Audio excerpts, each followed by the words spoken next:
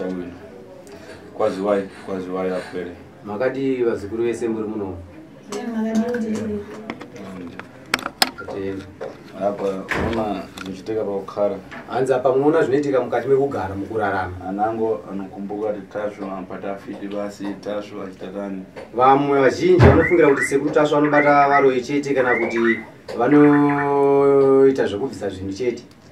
Titandiza mukani zinji. Sekuru Tasvo anobatsira matambudziko akawanda.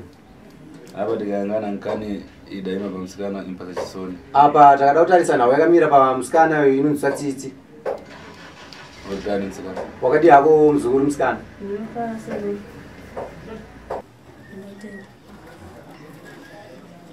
Mina ngabiza umbhoti wami eGoli.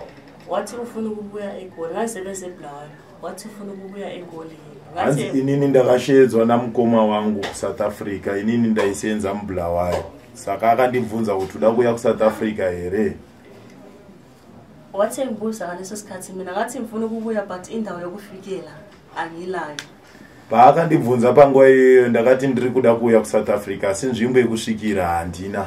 Ekabatoti ewahle wathi ungatshona uhlupheka mina njani ngizakugcina wena dinga malini 1000. Ndobva ati aiwa usanetseke zvako iwewe. Tsvaga 1000 inini ndichakuchengeta samukoma wako.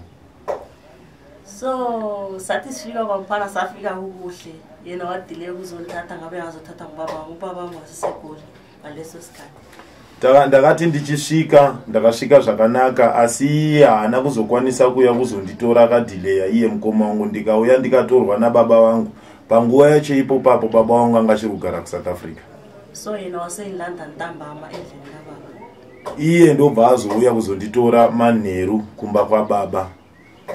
Wathi ngithatha khonapha usahamba endlini kukuhle kwaba kuhle sajabula ukuthi hayi udadewethu la ufikile. Paakanditora takaenda kumba ndobva tafarirana zvisingaite kuti aiwa hanzvadzi yangu yasvika saka welcome yangu yakanaka. Sahlala 2 days sirayithi kungela nkinga angazi ukuthi kwakudlala iZimbabwe la ibhola so mina umuntu la onothanda ibhola so ngisupport iZimbabwe. So yena wasefone esejim wathi Matawu so wena ufuna ukwenzani i-team yakho ingawena uza ngiphi 2 keys. Mina ngabe ngimangala ukuthi ubhuti wami uyathi i-team iZimbabwe ingawena ngizomupha ama-keys. Hanzi takati tane 2 days takagara kwangu chitamba Zimbabwe kwangu chitamba bhora. Saka inini ndiri munhu anofarira bhora. Inini ndaisapota Zimbabwe. Saka mukoma wakati vari kubasa vanga vasipo vanga vari kujimu. Ndobva vandifonera vakati Madawu timu yako yaunofarira iwewe ikawina inonzi Zimbabwe uchandiitirei inini ndida kuti ikawina wondipa 2 keys. Mina kwabe kumangasa ukuthi ubhuti wami ukhulumile nje uthatha ngakho. Inini ndobva zvandishamisa kuti mukoma wangu ari kutaura zvinhu zvakadai zviri kubva kupi. Ngabe ndrop ifoni then yena wazobuya ngabo 12 khonapho 12:1 manqoya ngaphambilini. Ndobva ndakata foni iye ndobva azouya kuma 12:1 dzanziri dzeusiku here 12:1 dzeusiku. So ngaleso sikhathi ebuya mina ngangilele ngayenza okungani ngiyaphupha umuntu ulele eceleni kwami ungani uyenza lami sex. Panguva yakasvika inini ndaitoita kunga ndiri kurota munhu ari paside pangu akarara achitoita sezvinonzi ari kuita nini basa rebonde. So khonapho ngathi ngivula amehlo ngabona ubhuti wami phezulu kwami ngamangala ukuthi uhamba njani lapho bengiphupha kumbe bengisenzane ngangathi angikho right ingqondo zami. Ndakati ndichipepuka ndobva ndaona mukoma wangu ari pamusoro pangu ndakazvibvunza kuti ndiri kurota here chii chiri kuitika asi anga atori pamusoro pangu. Saka zvakandinetsa ndakaita confused kuti ndizive kuti chii ndiri kuona zvinhu zviri right here kana kuti ndaakupenga. Ngaleso sikhathi wathi ungatshela abantu so mina ngabe ngitshela umunye usisi wami enzala naye kubanga panguva yacho ipo papa akabva ati ndisaudze vanhu. Inini ndobva ndanoudza sisi vangu. Usisi wami la wasesithi ngitshela umunye ubhuti wami futhi. Sisi vangu ndobva vati ndiudze umwe mukoma wangu. Ngathi mbatshela wazange wathatha action. ndakati ndichivaudza havana kana kutombotora action, hapana kana zvavakaita. vayana kuphela besithi ngithule ngingatsheli bantu because mina khona ngifika emdenini okubaba ngisaxabanisa umdeni. Vakati ndirambe ndakanyarara ndisataure because inini ndichangosvika mufamily yana baba ndichiri munyowani. Ngabuza wauvela ngaphi ngaleso sikhathi? Sorry, ngivela kumama wami, ngahlala kumama wami. Oh, ndaibva kwana mama wangu ndachigara kwana mama wangu. So mina ngayala ngithuli kuphela ubhuti wami wasoze wanginika i-1000 wathi anje ufika eGoli hambe uthenga ini impahla. Ini ndobva ndaramba ndakanyarara kusvikira mukoma akauya akandipa 1000 akati asinzi uchangosvika muSouth Africa enda unotenga hembe. Mina ngahle ngathatha imali yana ngabaleka ngaye Cape Town. Inini ndobva ndatora mari iya ndobva ndatiza ndobva ndaenda kuCape Town. Ngathi ngifike eCape Town ngaqala ukugula usisi wami ngihambise eclinic ngafika ngawanje ukuthi ngipreg 2 months. Ndakati ndichisvika kuCape Town ndobva ndatanga kurwara. Ndobva ndatorwa ndikaendeswa kuchipatara. Ndobva ndanoonekwa kuti ndiri pregnant ine 2 months. Usisi wami asesithi akwenza ukuthi ugcine umntwana lo ngcono ukhiphisise ngabe ngikhiphisise. Sisi vangu ndobva vati hazviite kuti uchengete mwana uyu. Ndobva zviri nanobvise nhumbu. Ndobva ndabvisa nhumbu. Hanzvadzi dzako wakasangana nayo kangangani pabonde? 3. Pakuyamba udaita kurota kachwiri chakida chitika. Pakutanga ukaita zvakaita zvekuya kuhope, kechitu makaita zvekuita sei? Okurara. Chichakida chitika adabwera pomwe udagona chakida chitika. Chii chakazoitika nekuti pakutanga vakauya kuhope kwako, saka kechitu chii chakaitika vakauya kuhope futi here kana kuti zvafeafea? No, zvafeafea because bhuti wangu ane pfuti so ndakambochangu kuti asisi ndatosvika kujobeka handiziva, hapana munhu wandiri kuziva, ndikangoramba chete achatondiuraya kana achatonditonedza paflat. Saka udachitirwa kucha futi. Saka wakararwa nehanzvadzi yako nenhau yekuchikafuti handiti? Ndakachiwiri kukechitatu. Kechitu kechi3 chii chakaitika kuti? Akaita zvirozvo kutoti ndisataure ndisaudze anything hama kana ndisaudze hanu because ndikatomuudza umwe munhu achandiuraya. So handina kugara hangu ndatoudza umwe kana chero momzi wangu handina kuvaudza. So apa ndoshaya kuti ndaudza sei because momzi wangu akatoti ndisaende kwana baba, inini ndikaenda by force. Separate mothers. Same father. Iye mwana mukuru wangu ndiri kuti mwana mutiki wake. Ya wasvika wabva kuna mama vasingazvifariri uchiti unoenda kuhama dzababa wako uchisvika ikoko ndobva waitwa mukadzi. Momzi ndakaudza nditi ndiri kuenda kuJoburg kunoshanda ndadhakwa nefriends yangu imimi ndichitonyepa ndiri kuenda kubrother yangu. Because momzi kumashure pana nyaya dzakatonetsa uko zvakababa. Because imimi ndaakutorwara ndisitoti ndiri kutoda kutsvaka baba vangu. Momzi akati baba vako ndiwo ava vatiri kugara navo, stepfather wangu. Vairamba kukuudza. Vanga vasingadi kukuudza baba vako chaivo?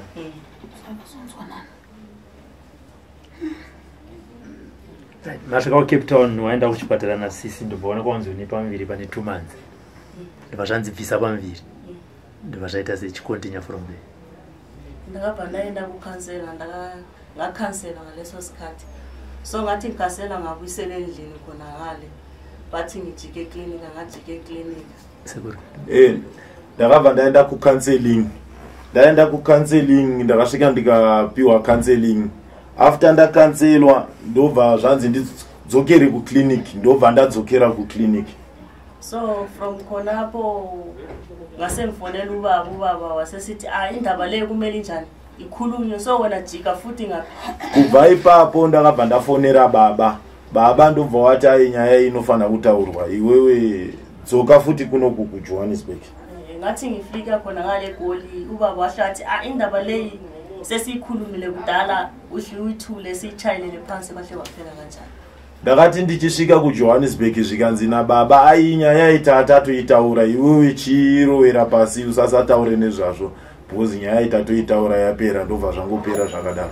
So mina khonapho ngahle ngathi family yabo baba semphuma ke ngahle ngadelete numbers kababa zonke zabobhuti bonke ama-system akule ngikhuluma la until today. Kubva ipapo ndakabva ndadelita nhamba dzese dzababa dzevana mukoma dzana sisi ndikabva ndati hai nini bhozi ndinenge ndisina hama.